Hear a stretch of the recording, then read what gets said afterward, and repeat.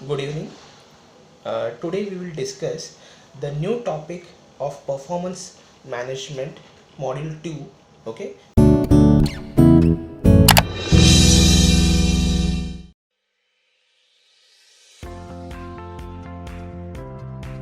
we will discuss performance planning. Okay, what exactly performance planning means. Okay, best example, see, we will not discuss whole and soul and everything of organization, just a few and very simple example. If a particular student who want to score good marks in an exam, okay, so for if a exam is in tomorrow and if he starts study or if she starts studying a day before the exam, so it won't be give a positive or we can say a good result. Okay, you have to be planned, you have to be proper planning. अगर हम planning ही नहीं कर पाएंगे ठीक से, एक दिन की पढ़ाई तो होती नहीं है।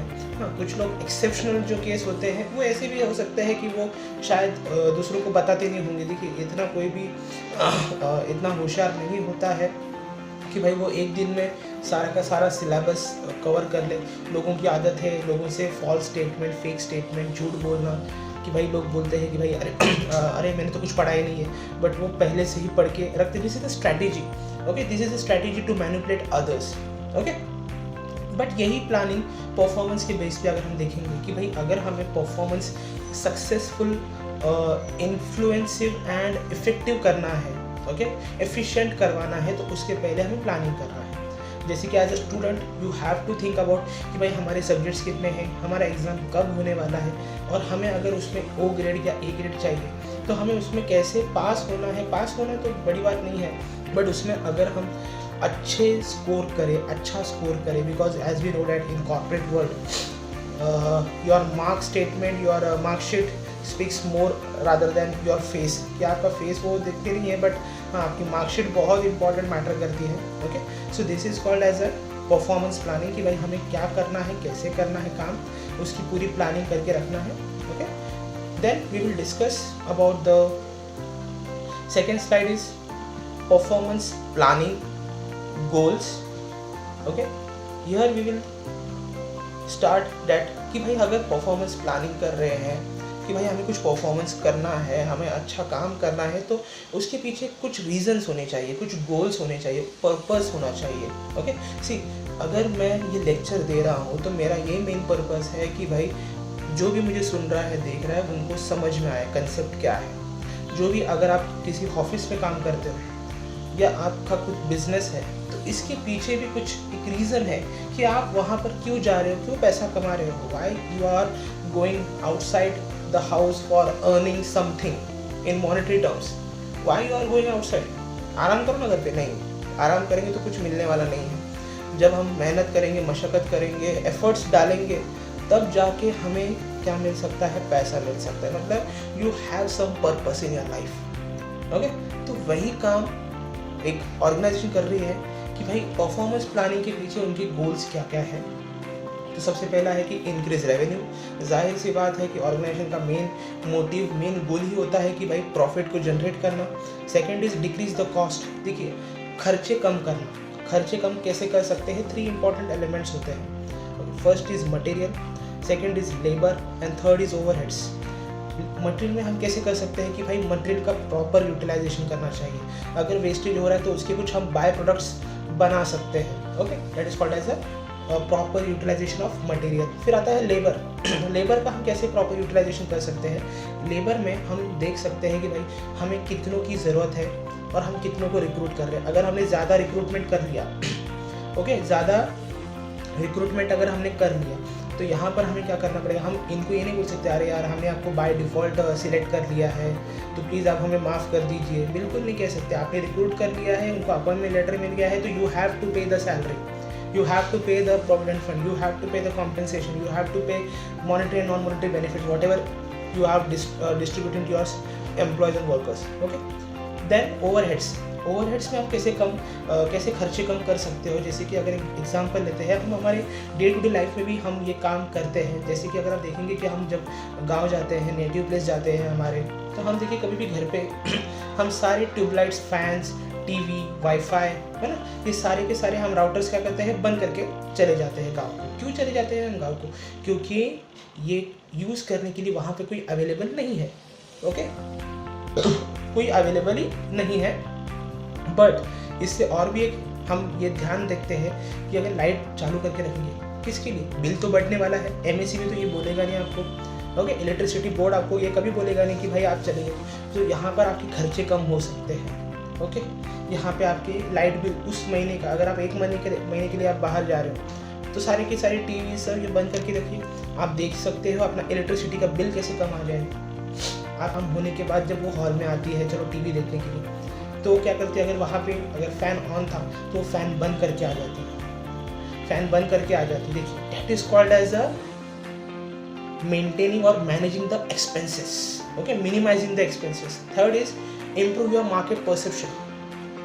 हमारा मार्केट कौन सा रहेगा, क्या रहेगा, कौन हमारे कस्टमर्स रहने वाले हैं, इसके ऊपर पहले हमें फोकस करना है। Fourth is improve customer experience.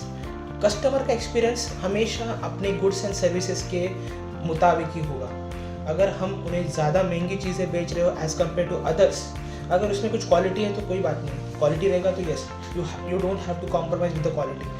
But अगर आप क्वालिटी नहीं दे रहे हो, ज़्यादा चार्ज कर रहे हो as compare to your competitors, then it will adversely affect your business. तो यहाँ पर कस्टमर्स का एक्सपीरियंस बहुत मैटर करता है। Then for improve the safety and security of the community. Community का मतलब कौन है? हमारी जो सोसाइटी है। जैसे कि आप कुछ गुड्स बना रहे हो, अगर देखिए कुछ मेडिसिन का भी ऐड आ जाती है तो वहाँ पे लिखा जाता है please keep this medicine away from your children. Okay, don't keep in a cold space, don't keep in a other place, what ever it may be. वो आपको सेफ्टी मेजर्स देती है कि भाई इसको कैसे यूज़ करना है, कहाँ पे यूज़ करना है, कब यूज़ करना है ना।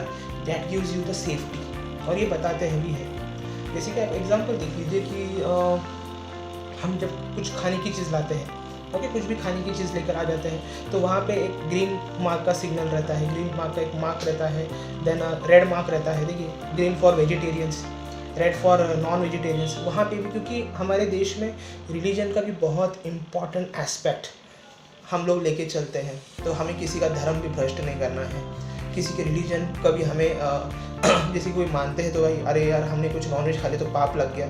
This is the mentality and yes it's exist in because हमारे इंडिया में ये चलता ही है, और बाहर के देशों में ये बहुत चलते ही है। ऐसा नहीं है कि भाई सिर्फ इंडिया में है, सब जगह पर है। और हमेशा हमें अपने रिलीजन के बारे में भी हमें सोचना चाहिए। हमें वो एक अलग मैटर है, but we have to think about that the community का, उनका इंटरेस्ट भी हमें क्या करना है, सेफ गार्ड करना है। ओके, जैसे कि देखिए ना, कोई अगर कोई बंदा है जो वेजिटेरियन है, नॉन वेजिटेरियन को छूता नहीं है, वो पक्का देखेगा कि भाई उस पर सिग्नल कौन सा है। ग्रीन रहेगा तो वो यस आग बंद करके ले लेगा, बट रेड है उसको अवॉइड कर देगा। Yes, then manufacturing excellence. Yes, manufacturing में जब भी आप प्रोडक्शन मेथड्स है उसको आउटडेटेड रहेगा तो उसको आप न्यू में ट्रांसफ़र कीजिए। पहले हम लोगों से काम करवाते थे, आज उसकी जगह पे मशीनरी ने ले लिए है। Then improve product development. Product को मॉडिफिकेशन करना बहुत ज़रूरी है। प्रोडक्ट को आप जब मॉडिफाई करोगे आपके कंपनी को हेल्प मिलेगा। जैसे कि बेस्ट एग्जांपल मैं बता रहा हूँ, देखिए वीवो है, ओप्पो कंपनीज़ है, एप्पल है। देखिए ये लोग ये जब फ़ोन लाते हैं तो लोग अलग नज़रिए वेट करते रहते कि भाई ये लोग अभी क्या नए फीचर लाने वाले, अभी क्या नए फीचर लाने वाले। Okay, then implement process automation. Try करना है कि हम टेक्नोलॉजी को ज़्यादा से ज़्यादा इन्वॉल्व किया जाए, ज़्यादा से ज़्यादा इन्वॉल्व करना है in our production methods. Okay, then we will discuss now steps for setting performance criteria. Okay, अभी देखिए परफॉर्मेंस सेटिंग करने के लिए हमें क्या क्या क्राइटेरिया देखना है। जैसे कि अगर मुझे एज ए स्टूडेंट टू मैं suppose I want 75 more %। Okay, तो मैंने क्या किया, सबसे पहले एस्टैब्लिश परफॉर्मेंस स्टैंडर्ड्स। यस, मैंने एक स्टैंडर्ड स्टेट किया कि I want distinction. Okay, I don't want second class, first class, A+, I don't want that, I want distinction, that final. Second, communicate performance expectation to the employees. अब यहाँ पे देखिए मैं expectation to the employees की बात करूँगा कि मैंने एक स्टैंडर्ड सेट किया था एज ए स्टूडेंट के लिए, बट अभी मैं फिर से ऑर्गेनाइजेशन में जाता हूँ क्योंकि वो आपको और अच्छे से पता चलेगा। Communicate performance expectation to the employees. देखिए आप अपने एम्प्लॉय से ये पता कर सकते हैं कि भाई हमें अगर ये परफॉर्मेंस या हमें ये पर्टिकुलर सक्सेस हासिल करनी है तो हमारे पास कौन सी चीज़ें अवेलेबल हैं और कौन सी चीज़ें हमें अवेलेबल जो नहीं है तो फिर से अवेलेबल करवानी है, क्या लैक कर रहे हैं, क्या प्रॉब्लम फेस कर रहे हैं हम, तो उसके सॉल्यूशंस हमें ढूंढना है। हमें किससे बात कर सकते हैं, क्योंकि जो एक्चुअल में प्रैक्टिकली वर्क कर रहे हैं हमारे employees. Third, major actual performance, जैसे कि अगर हमने काम किया है और हमने जो स्टैंडर्ड सेट किए, जैसे कि मैंने पढ़ाई की है, रिजल्ट देखूंगा कि भाई 75% आए हैं क्या नहीं, okay. Then compare with the standards कि भाई सपोज मुझे आए हैं 70%, okay. Discuss the appraisal with the employees कि भाई, जैसे कि मैं घर पे डिस्कस कर लेता हूँ कि मम्मी पापा मैंने 75 एक्सपेक्टेशंस रखे थे बट 70% लेकर आए, if necessary initiate corrective action. Yes, अभी मुझे करेक्टिव एक्शंस लेना है कि भाई मैंने सोचा था 75% but I am getting only 70%। तो मैं ये सोचूंगा कि भाई मैं लैक कहाँ पे हो गया, मैं मार्कशीट देखूंगा कौन से सब्जेक्ट में मुझे कम मिला, ओके। नेक्स्ट टाइम मैं उसमें और ज़्यादा मेहनत करूँगा, that is corrective action, simple, okay. Then we will go ahead with the performance benchmarking. जो मैंने आपको बताया, benchmarking is nothing but the performance standard आप जो सेट कर रहे हो, ओके। बेस्ट मुझे आना है, टॉप रैंक में आना है, टॉप 5 में आना है, what ever, that is the benchmarking, okay.